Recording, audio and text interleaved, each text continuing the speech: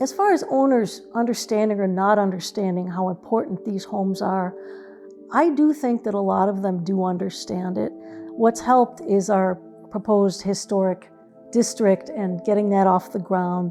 There's been a lot of things mailed to people, and people are pretty aware. Not everyone agrees with it by any means, but larger than that, Southland Park is known as the home for mid-century homes in Sacramento because it just has such a rich stock of ranch homes. And really, an Eichler is just a ranch home done in a modern vernacular. My name is Zann Gates, and today we're in Southland Park Hills, Sacramento. It's an Eichler neighborhood developed by Joseph Eichler and his team. The planned development that was built out in 1955 and 1956. The sales agents were Moss and Moss, and the architects are A. Quincy Jones and Frederick Emmons. They designed all of the homes in this tract. If I had to sum up our home for someone who doesn't know anything about architecture, I would summarize it as the architects, Jones and Emmons, and the developer, Joseph Eichler, intended for it to be a modest family home, but one that relied on modern conveniences and cutting-edge architecture. It's post and beam architecture, which means that the structure of the home is exposed. You can see the actual post and beams there hidden behind a dropped ceiling.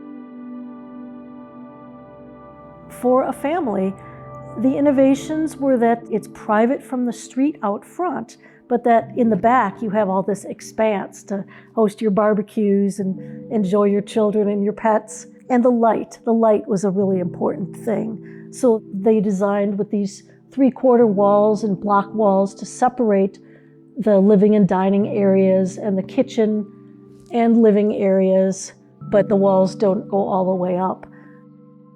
In Sacramento, architects like Jones and Emmons and also Carter Sparks, who designed the Strang homes for the Strang developers, they used really deep overhangs to shelter from the afternoon sun, because this is a hot climate.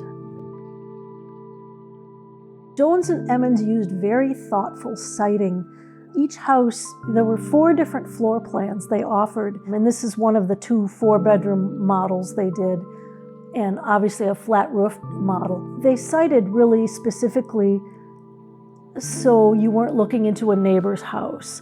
So here we do get the sunset, and I do have pictures from 1959 where that was just a cyclone fence there, and the big trees weren't there. So you did see the sunset, and you didn't see your neighbor.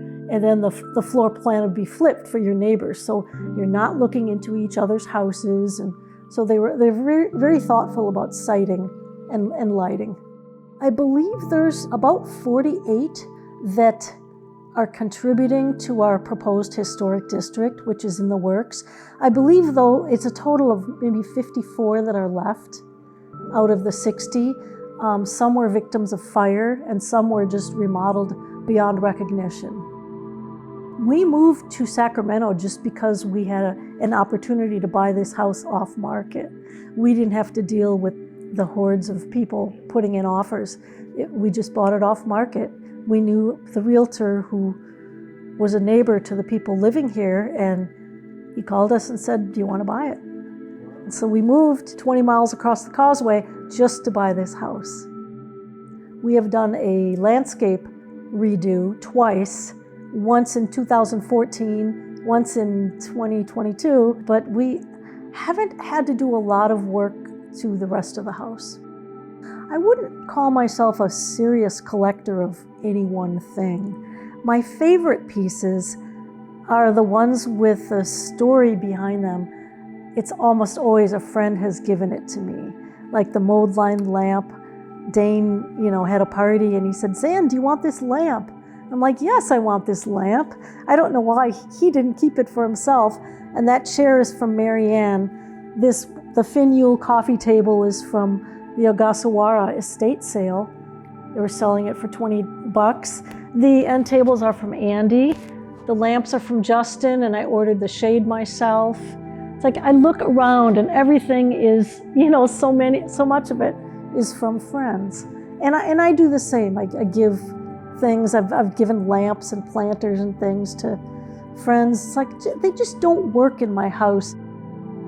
One thing that I like to reflect on about our 10 years living here in the Eichler, is that it's not just about me changing the house to a way that I think is better.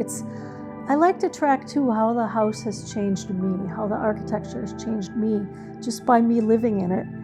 And I remember when we moved in, I would just sit and watch the interplay of light on the beams and coming into the house. And I started to do more art. And I've never been a real arty person.